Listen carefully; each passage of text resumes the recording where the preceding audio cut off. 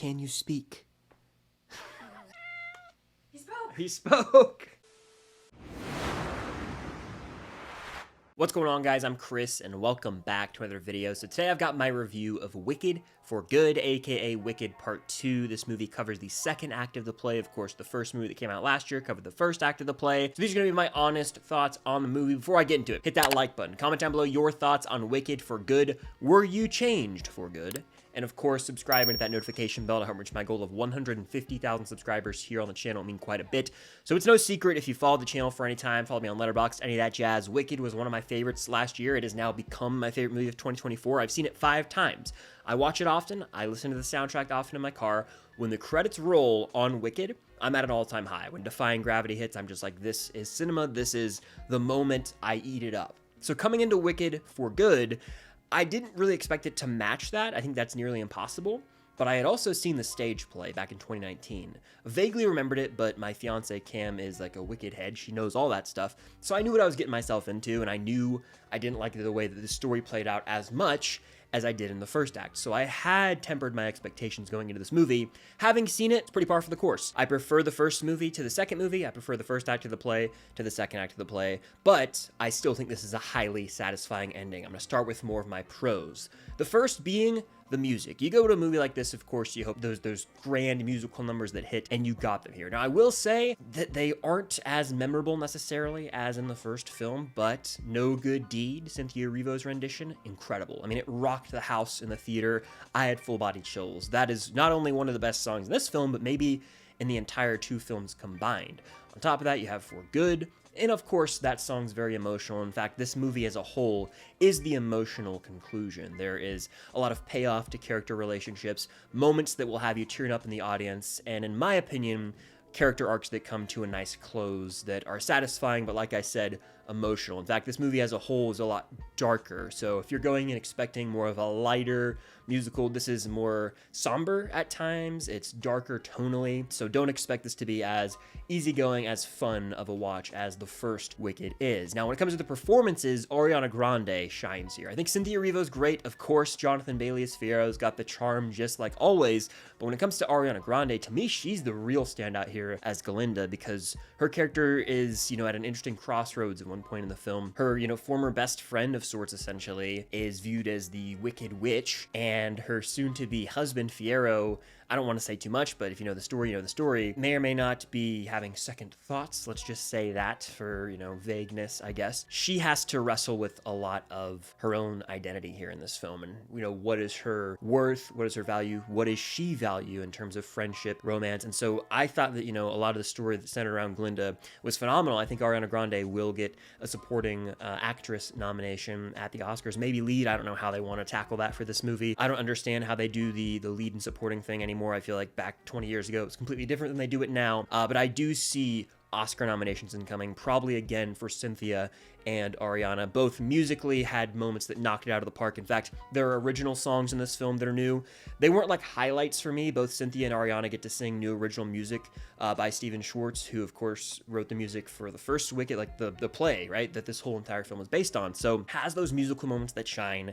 That will give you chills. Just the overall production value is high quality. It blends, the CGI special effects with some of those practical sets, whether that's in the streets of Oz or the Yellow Brick Road. Like, there are a lot of practical moments that blend with the CGI, and of course, the story here does come to a satisfying conclusion. Now, it's not without its flaws, and I think one issue I took with the stage play, and that I also take with the movie, is it is trying to do a lot with regard to continuing the story of Wicked, but also occurring simultaneously with the events of The Wizard of Oz.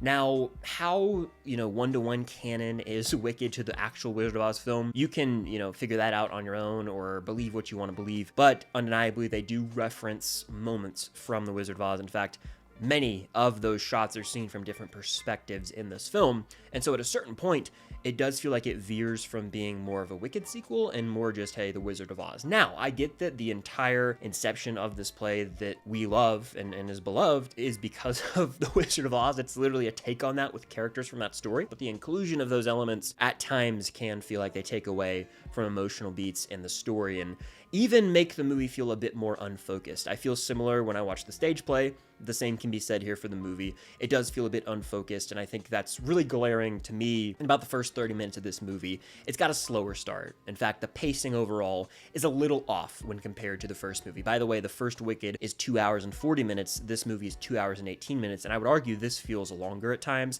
That's just because, to me, it's got a bit of a rocky start finding its footing. It doesn't open with this grand musical number that fully sells you, much like the first movie does, because that first movie is technically just the first act of a play. You get to sit down and watch the entire story play out. In the play version here, they're taking like what, a 55-minute second act and stretching it out into 2 hour, 18-minute long movie. So the pacing problems were there for me. On top of that, like I mentioned earlier, yes, the music hits, but there aren't as many memorable musical numbers. That was a concern going in. I mean, the first act has Dancing Through Life, Defying Gravity, Popular, What Is This Feeling, The Wizard and I mean, it has just banger after banger after banger. And so here, that's just not the case. And it's tough. That's what the music in the second act is, but it still has its moments to shine, specifically No Good Deed, For Good.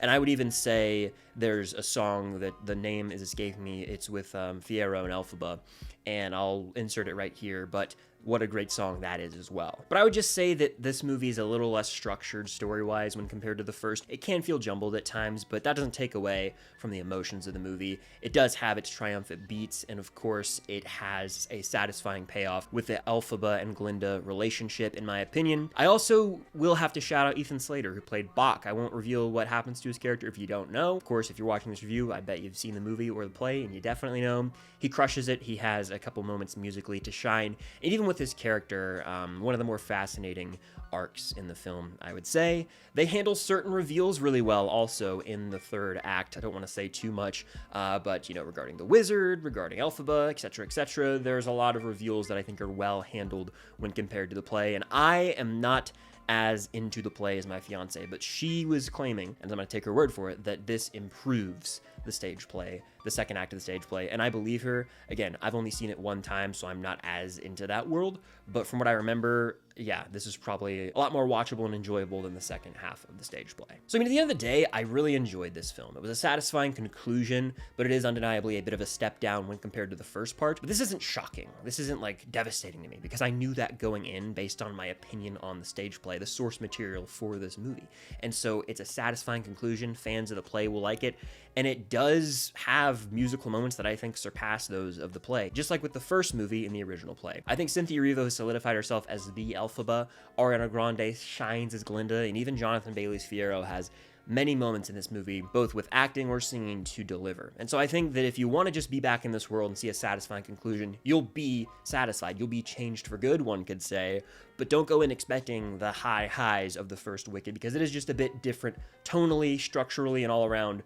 Has to tackle more with the world of the Wizard of Oz and finishing out that story as it occurs simultaneously, of course, with the events of Wicked. It's certain to stir up some emotions, and like I said, it might just change you for the better. I'm positive on this movie overall. I'm like a 4 out of 5. I'll see it again, and I'm sure it'll just grow on me over time, but I'm at a 5 out of 5 with the first movie, just to give you a point of reference. So I take the first part just like I take the first act of the play, and I don't see that changing anytime soon, but I do want to watch Wicked and Wicked for Good back-to-back in one, like, 6-hour-long sitting, or 5.5 hours, however long it would be. I think that would be probably the ideal viewing experience moving forward. But that is just my 2 cents, my review on Wicked for Good. Let me know your thoughts in the comments down below, and of course, hit that like button, subscribe to that notification bell, and be on the lookout for more videos coming very soon. I do movie reviews, rankings, but I also talk a lot of Stranger Things. That is coming up, so stay tuned for lots of Stranger Things 5 coverage. But thank you guys, as always, for watching, and until next time, I'll see you guys later.